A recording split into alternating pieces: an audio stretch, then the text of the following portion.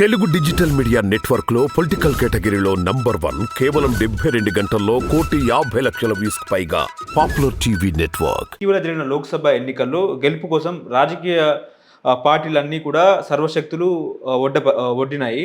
అన్ని పార్టీలు కూడా తమకంటే తమకే ఎక్కువ సీట్లు వస్తాయని చెప్పేసి ధీమా వ్యక్తం చేస్తున్న పరిస్థితి. అటు కాంగ్రెస్ ఏమో దాదాపుగా 10 నుంచి 14 సీట్లు, అదేవిధంగా బీఆర్ఎస్ ఏమో ఏకంగా 14 స్థానాలు వస్తాయని చెప్తున్నారు. బీజేపీ 12 స్థానాల్లో విజయం సాధిస్తామనే నమ్మకం బీజేపీ వాళ్ళకు ఉంది. మీ పర్సెప్షన్ ఏమిటి? అసలు ఏం చెప్తారు దీని మీద మీరు? ఇప్పుడు మొన్న మీరన్నట్టుగా నందగారు ఈ పార్లమెంటు ఎన్నికలలో ప్రధాన పార్టీలైన 3, ఒకటి కాంగ్రెస్ అధికార పార్టీ, ప్రతిపక్షంలో ఉన్న బీఆర్ఎస్ పార్టీ, అట్లాగే కేంద్ర ప్రభుత్వంలో అధికారంలో ఉన్న బీజేపీ పార్టీ, ఇవి 3 కూడా తెలంగాణలో ఉన్న 17 సీట్ల పైన సర్వశక్తులు ఒడ్డి ఎలక్షన్లలో వాళ్ళు పోటీ పడడం జరిగింది. గెలవడం కోసం దాదాపుగా అన్ని పార్టీలు కూడా తమ శక్తియుక్తులన్నింటినీ కూడా వాళ్ళు దానిలో అంటే దానిలో పెట్టి గెలుపు కోసం ప్రయత్నం చేస్తున్నారు. అందులో అనుమానం లేదు. అయితే ఇప్పుడు మనం ఈ ఎంపీ ఎలక్షన్లలో ఎవరికి ఎన్ని సీట్లు వస్తాయి అని మనం మాట్లాడుకునే ముందు ఒకసారి దీనికన్నా ఒక 4-5 నెలల ముందు జరిగిన అసెంబ్లీ, అంటే మొన్న జరిగినాయి కాబట్టి అసెంబ్లీ ఎన్నికలలో సీట్లు కానీ ఓట్ల శాతం కానీ ఏ విధంగా ఉన్నది, ఇప్పుడు ఈ 4-5 నెలల్లో ఒకవేళ మీరు అన్నట్టుగా బీజేపీకి పెద్ద ఎత్తున ఓటు పెరిగింది, సైలెంట్ ఓటు పడ్డదంటే దానికి ఉన్న అవకాశాలు ఏందో మనం ఒకసారి విపులంగా చర్చిస్తాం. ఒకటేంటంటే మనకు 2023 అసెంబ్లీ ఎన్నికలలో, నవంబర్లో జరిగిన అసెంబ్లీ ఎన్నికలలో మనకు కాంగ్రెస్ పార్టీకి 64 సీట్లు, దాని మిత్రపక్షమైన సిపిఐకి 1 సీట్, అంటే 65 సీట్లతోని వాళ్ళు అధికారంలోకి రావడం జరిగింది. అది 65 సీట్లు వచ్చినాయి. వాళ్ళకి వచ్చిన ఓటింగ్ పర్సెంటేజ్ చూస్తే 39.40% వచ్చింది. అంటే 39.4% ఓట్లతోని 64, తర్వాత సిపిఐ కూడా 0.5 వచ్చినట్టుంది. అంటే దాదాపుగా వాళ్ళకు మొత్తం మీద మిత్రపక్షంతో కలుపుకుంటే 40% పై ఓట్లతోని 40.203 ఉంటుంది. దాంతో వాళ్ళకు అధికారం రావడం జరిగింది. 64 సీట్లు కాంగ్రెస్కు, 1 సీటు సిపిఐకి. ఇక ప్రధాన ప్రతిపక్షమైన బీఆర్ఎస్కు 39 సీట్లు రావడం జరిగింది. ఎంత వాళ్ళకి ఓటింగ్ పర్సెంటేజ్ ఎంత వచ్చిందంటే 37.35%. అంటే 37.35% ఓట్లతోని వాళ్ళకు వచ్చిన సీట్ల సంఖ్య 39. అయితే ఇక్కడ కూడా ఒక విషయం ఏమున్నదంటే, ఈ హెచ్ఎండిఏ పరిధిలో ఉన్న 17 సీట్లు వాళ్ళు గెలిచిన సీట్లు ఏవైతుందో వాళ్ళు అధిక మెజార్టీతో గెలవడం జరిగింది.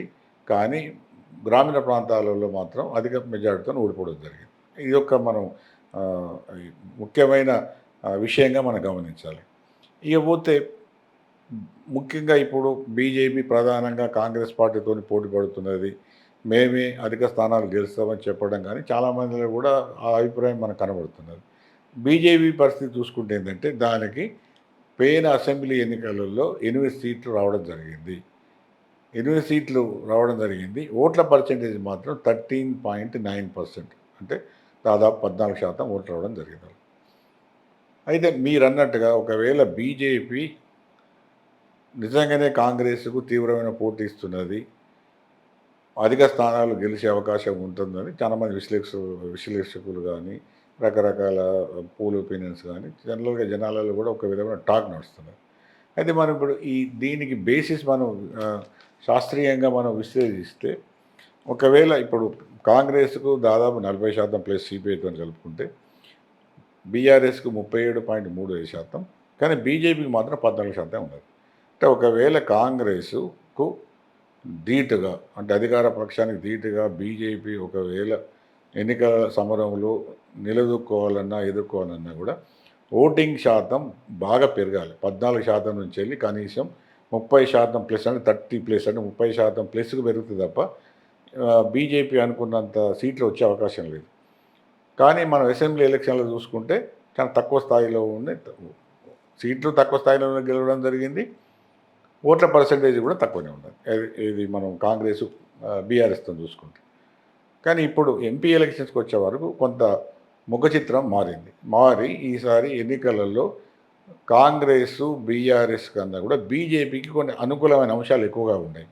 ఏంటంటే ఇది కేంద్ర ప్రభుత్వం ఎన్నిక, మోడీకి ఒక మంచి ఇమేజ్ కానీ, మోడీ మేనియా లేదా మోడీ గాలి తెలంగాణలో కూడా బలంగా వీస్తున్నది కాబట్టి బీజేపీ కొంత మెరుగైన ఫలితాలు సాధించే అవకాశం ఉంది. అయితే ఇక్కడ సమస్య ఏంటంటే మరి వీళ్ళ కనీసం 30% ఓటు అంటే 13, 14 నుంచి వెళ్ళి 30% ప్లస్ అంటే 32, 33, 34% వరకు పోతే తప్ప వాళ్ళు అనుకున్న ఫలితాలు రావు. అంటే దాదాపుగా 20% ఓట్లు పెంచుకుంటే తప్ప వాళ్ళు అంటే గత 5 నెలల కింద జరిగిన ఎమ్మెల్యే ఎలక్షన్స్కు మొన్న మే 13న జరిగిన ఎంపీ ఎలక్షన్స్కు ఓటు పర్సెంటేజ్ వాళ్ళు 14 నుంచి వెళ్ళి కనీసం 30 ప్లస్ 33, 34% ఆ లెవెల్కు పెంచుకోగలిగితే వాళ్ళు అనుకున్నట్టుగా తీవ్ర పోటీలో ఉంటారు, సీట్లు కూడా ఎక్కువ వచ్చే అవకాశం ఉన్నది. అయితే మరి సీట్లు మరి ఓట్లు ఎక్కడి నుంచి పోవాలి, మరి వాళ్ళకి రవాణా అంటే మిగతా దగ్గర తగ్గాలి. అంటే మనం చూసుకునేది ఏంటంటే 3 పార్టీలు ఏంటంటే కాంగ్రెసు, బీఆర్ఎస్, బీజేపీ మొత్తం ఓటింగ్ పర్సెంటేజ్ అసెంబ్లీ ఎలక్షన్లో మొత్తం మనం వాళ్ళకి వచ్చిన ఓటింగ్ మొత్తం మనం చూస్తే 90% వరకు వాళ్ళకి వచ్చిన 3 పార్టీలకు కలిసి 90% వరకు రావడం జరిగింది. మిగతా 10% ఏఐఎం కానీ లేకపోతే బీఎస్పీ కానీ లేకపోతే సిపిఎం కానీ లేకపోతే ఇతరులు కానీ నోటా కానీ రకరకాల వాళ్ళకు 10% వచ్చింది. ఈ 10% ఓట్లు ఇప్పుడు మళ్ళీ ఎంపీ ఎలక్షన్లో ఆ విధంగా ఉండే అవకాశం ఉండదు. ఎందుకంటే ఇక్కడ మనకు ఇతరులు 3 నుంచి 4% ఓట్లు వచ్చినాయి. ఈసారి ఎంపీ ఎలక్షన్లో ఇతరులకు పెద్దగా ఓట్లు అంటే ఒకవైపు 10% ఓట్లు ఆ విధంగానే ఉన్నాయి. ఈ 90% అంటే ముఖ్యంగా కాంగ్రెస్ బీఆర్ఎస్ ఓట్ల శాతం చూసుకుంటే 40 ప్లస్ 37 అంటే 77% ఓట్లు వాళ్ళకు ఉన్నాయి. ఈ ఓట్ల నుంచి వెళ్ళి గణనీయంగా అది బీఆర్ఎస్ ఓట్లు అది బీజేపీ తీసుకుంటుందా, లేదా కాంగ్రెస్ ఓట్లను బీజేపీ తీసుకుంటుందా, లేదా 2 పార్టీల నుంచి వెళ్ళి ఓట్లు పెద్ద ఎత్తున తీసుకుంటుందా? అట్లా తీసుకుంటే తప్ప బీజేపీ పెద్ద ఎత్తున గెలిచే అవకాశాలు లేవు. కానీ మనకు వస్తున్న గ్రౌండ్ రిపోర్ట్స్ కానీ చాలామంది చెప్తున్న విషయాలు ఏంటంటే ఈసారి బీజేపీకి గణనీయంగా ఓటు పడ్డది.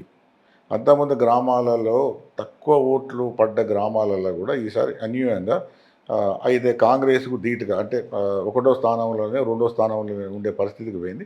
సహజంగానే పట్టణాలలో బీజేపీ కొంత అడ్వాన్స్ అంటే అది అడ్వాంటేజ్ అంటే కొంత వాళ్ళకు అనుకూలంగా ఉన్నది.